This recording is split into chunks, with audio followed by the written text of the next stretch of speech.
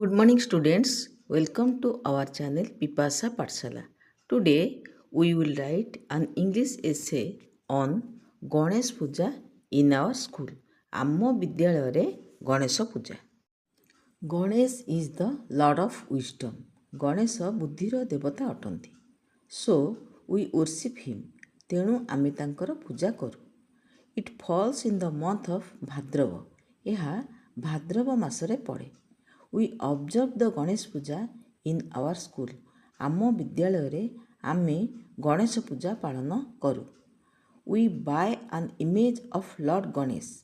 ଆମେ ଭଗବାନ ଗଣେଶଙ୍କର ମୂର୍ତ୍ତି କିଣୁ। We decorate the Puja room with flowers. ଆମେ ପୂଜା ଘରକୁ ଫୁଲରେ ସଜାଉ। We collect flowers and mango leaves for the ପୂଜା. ଆମେ ପୂଜା ପାଇଁ ଫୁଲ ଓ ଆମ୍ବ ପତ୍ର ସଂଗ୍ରହ କରୁ।